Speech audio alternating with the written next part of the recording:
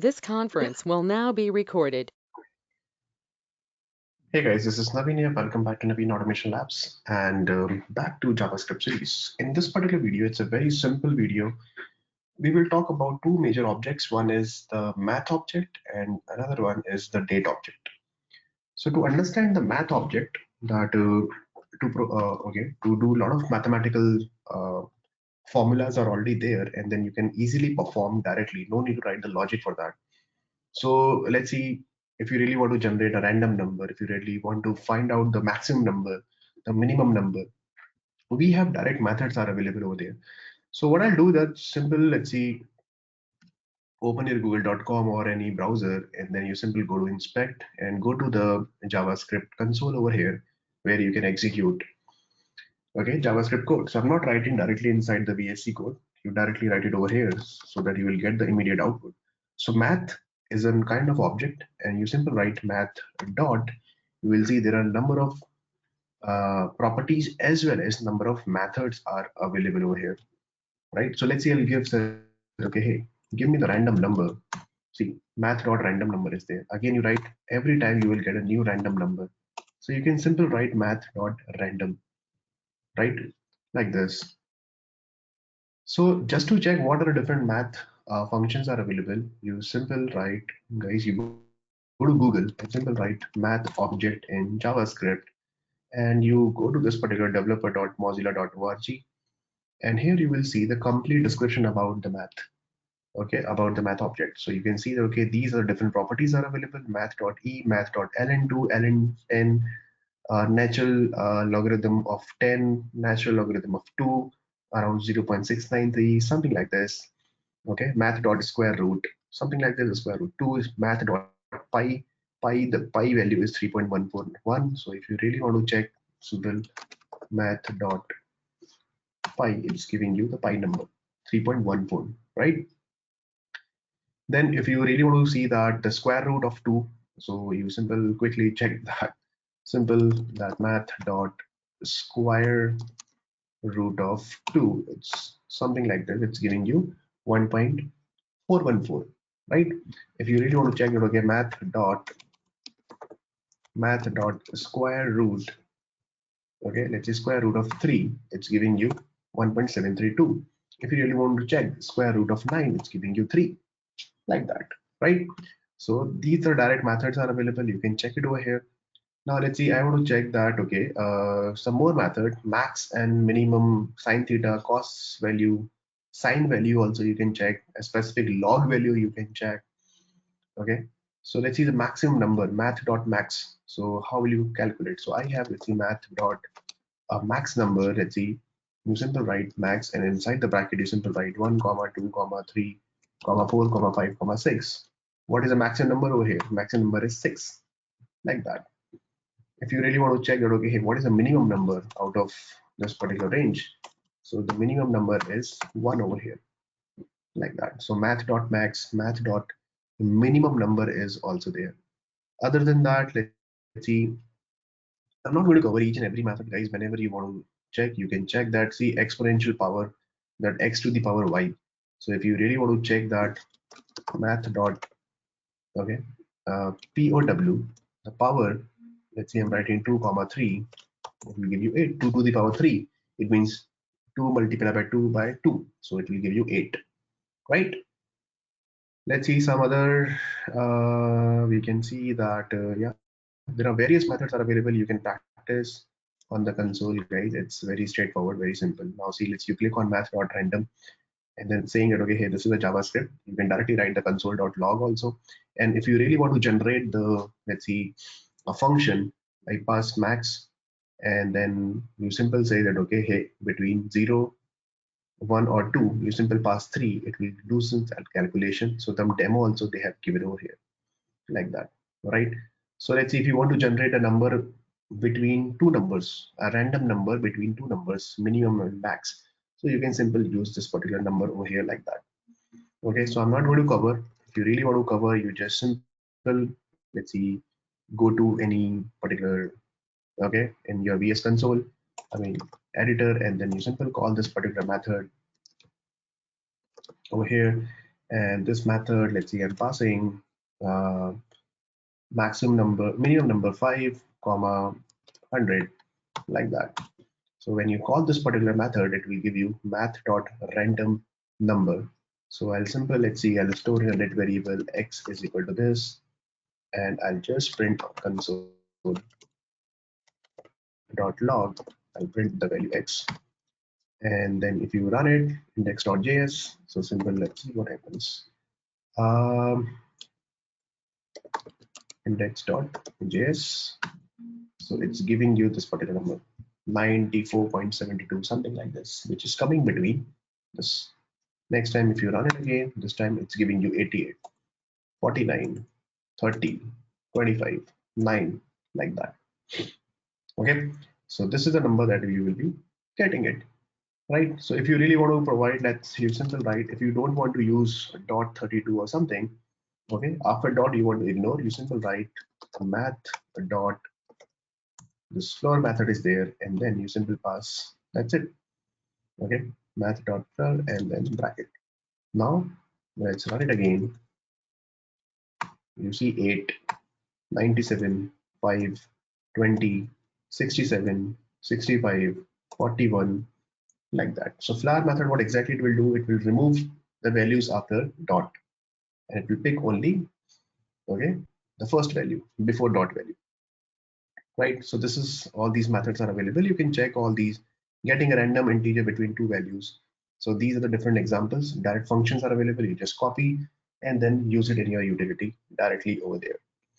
Okay, so this is about, and it's saying that the browser compatibility, random number is supported by all the different browsers: Chrome, Edge, Firefox, Opera, Safari, Android browsers, iOS drivers, everything is available over here, and it is supported by everyone, right? So simple, I'm not going to do much over here. So that's all for this particular math method. Now, let's do one thing, that I'll create a new file over here, the date object. So simple, right? Date.js. Date is very important object, and it's okay. This object is used to generate the current date, manipulate the dates, like that. So let's say I'll create one constant over here. Constant now is equal to a new date. So new date constructor function will be called over there. Okay, the constructor function will be called, and then here whatever the current date is available, it will give you that particular current date, right? So let's see, if I simple say that console.log print now, and let's see what exactly it's printing. So I simple write node date.js, it's printing the current date value. So today is 25th January in India right now, 2020, and current time, okay, is this, like this. Okay, and this is a format, T format we are getting over here, right? So this is a T format, guys. You can do it, and there are different types of various, methods are available, various formats are available. You can simply do it. So it's not compulsory that okay, you have to use always the same method, but by default it will give you the format like this.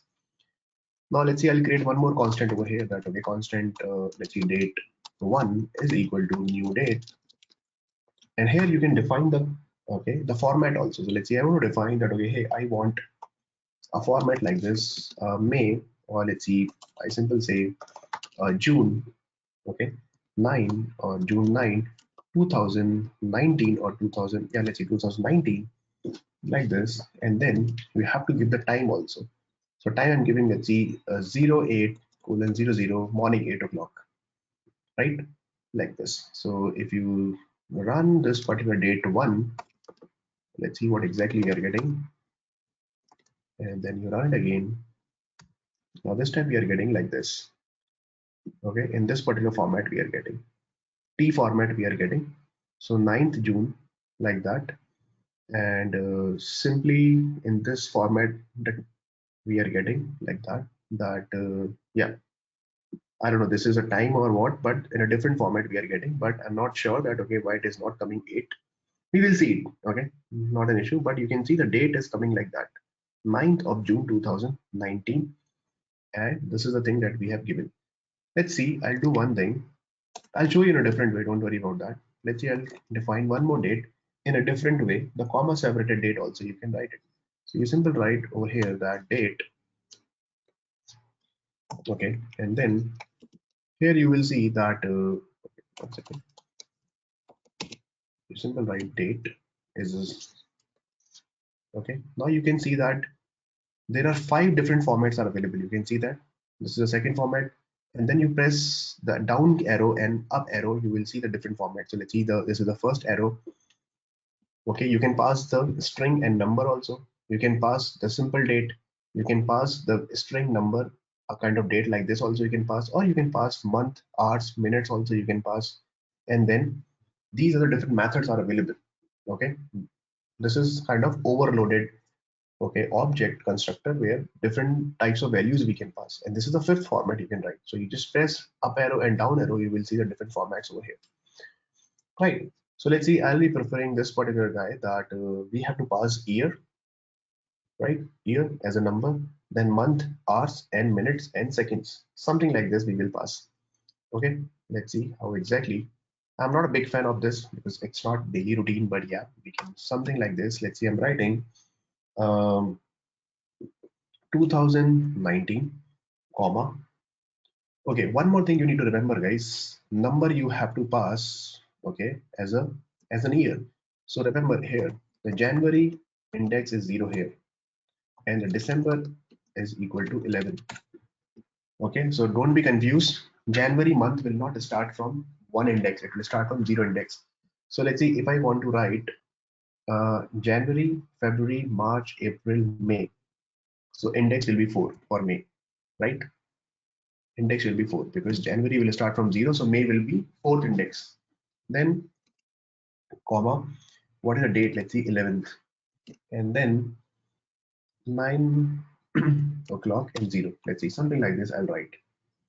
Okay, so these are the different dates. Let's see, I have defined over here. Now you remove this thing, and then you simply write console.log, and you simple write that now dot get date.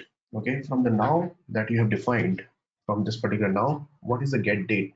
So now dot get date, let's see what exactly we are getting. So you clear the console and then you simply write, I'm getting, it's a function, okay, now dot get date, and let's write it like this. Now you are getting 25, right? So the current date is 25th January. You can see that, guys. Current date is Saturday, 25th January, right? Same thing, there are various methods are available. So I simply say that, okay, console.log now dot get full year. Okay, get full year. So let's see what exactly it's printing. So now it's giving you 2020. Okay, get full year, the current full year. Right. Now let's see. Console.log.